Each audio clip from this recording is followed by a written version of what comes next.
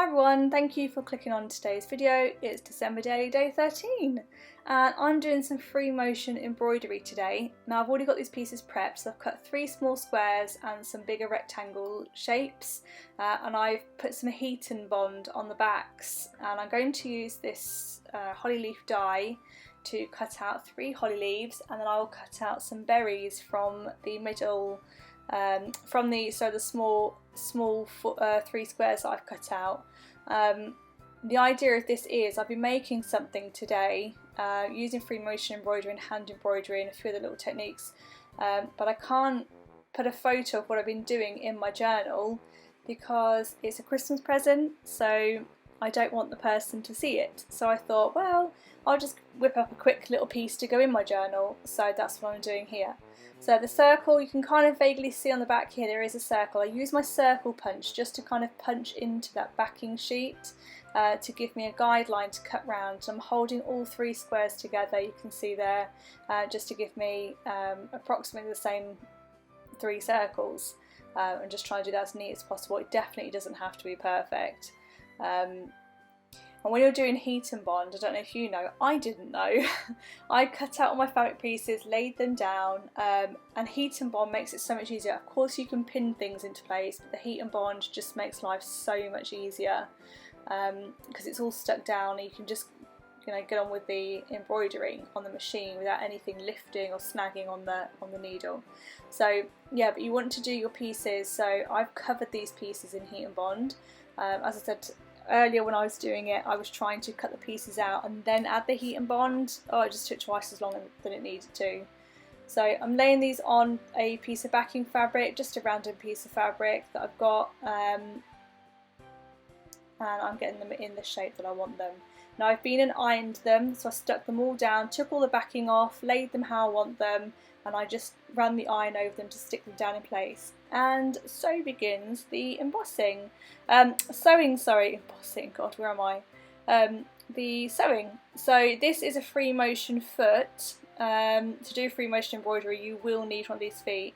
And you can see that I'm just going around each piece about 2 or 3 times. I think I went around each like component 3 times in the end. So I went around it all twice and then I decided to go around everything one last time.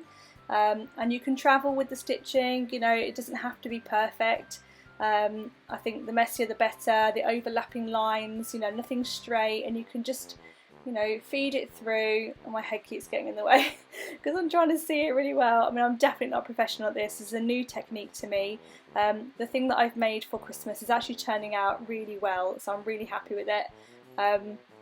It's a technique that I saw on Kirsty's Handmade Christmas last year, and I thought I want to do one of those. And the thing that I've done, I'd like to do for myself when I move house, and I'll show you it. You'll probably see it at the towards the end of December daily. I may even print a picture when it's complete and just pop it in the pocket here, and then added it in later. So when you see the flip through, you'll see a picture of what I've actually made if you are interested. So I'm just roughly cutting out around the edge. I'm going to rough the edge up just so it's not quite perfect. Obviously a junk journal, we don't want things to be too perfect. So I'm just going to use a quick unpick to pull out some of the threads, and then I'll just go around with my fingers and really just pull some of those out to make it look quite jagged, quite rustic. I don't want it to look like it's fresh out the machine. So, and then I'll use my scissors to trim those really long bits as well. Can't have it getting too messy after all. Let's not get carried away. So just a second to say thank you to everyone who's subscribed so far, and to everyone who's new here, please consider hitting subscribe. There's plenty more videos to come, and the final flip through obviously right at the end. I love doing the final flip through. That's my favourite one to do because I get really it takes me ages to do a flip through because I'm going through it like, oh look at that. So I can never just flick through it all. I get too excited, too sentimental. But yeah, if you haven't, like I say, hit subscribe yet, please consider doing it, just so you're notified when the videos come out. They will be out every day, but they're not going to be out at the same time every day, so you won't have to keep checking back, and so YouTube will let you know when they're up and they're available to watch. So I'm just going around with some fabric tack on the back to stick that down. I have found that going into the corners with this, it's kind of pulled the corners in. I don't know if that's my stitching or what, but I definitely need some more practice at this. It's not perfect. This piece actually has not turned out as well as my proper piece, but I did do this one really quickly. My other piece, the sewing on it is much better. So yeah, I just need a bit more practice, I think. I'll something to concentrate on in the new year, I think. So I have this photo of my son, and I'm going to put him on the back of the journaling card. The journaling card I've made is just using a piece of fabric. I backed it with some just ivory cardstock, and I sewed around it, and I used pinking shears around the edge to give it a zigzag edge. This is a really simple journaling card. I pulled it out of my ephemera folder, so you may have seen the card already if you've seen that ephemera folder flip through. And I'm going to put this photo of him on the back. This is my son's little piece of sewing that he did. They've been sewing stockings at school, and he wanted to do some sewing at home today with me. So I gave him a piece, gave him some thread, and just let him do what he wanted to do. And he just did his initials. So I've got a photo of him holding it up in front of the Christmas tree. He was really proud of his initials. Not sure what I'm going to do with them, mind. I might frame them or something, create like a little frame and put them on his door, on his bedroom door maybe, or just in his room. I don't know. We'll do something. So I've got this little caption which basically just says that it's his little sewing piece.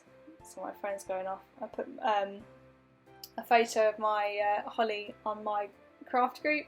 Everyone's like, it looks great. So yeah, that's the journaling card. Again, nice and simple, simple and easy to make. So these pieces I've left quite long. Originally I thought the pieces would go down on the left hand side where the holly is, to go right up to the holly, but I didn't actually do enough writing for it to do that. So I'm going to start from the bottom, and it will just work its way up as much as it works its way up. So I think that's the easiest way to do it, because I'm cutting the sentences up as I'm going along. Normally I would add a text box on the computer to the size of the space that I'm going to add the journaling into, and then when I do my text, the text box will automatically control, you know, which words end up on which lines, so it's nice and easy. But this time I didn't do that because I planned to piece it right up to the holly. I didn't do that. Instead I just squeezed it on this way. You can see how I'm just kind of piecing those sentences together, and I'm just going to add a few little embellishments, but I think this piece speaks for itself, so I've left it pretty simple. I mean, it is a bit of, you know, free motion embroidery. It's not like it's a simple piece at all, so it's best just to leave that as a focal point on the page, I think, and I'm really happy with how it's turned out. So anyway, I will leave you here, and I will speak to you again tomorrow. So until then, take care guys. I hope you had a good weekend, and let's get through Monday together tomorrow with a bit more junk journaling. Bye for now.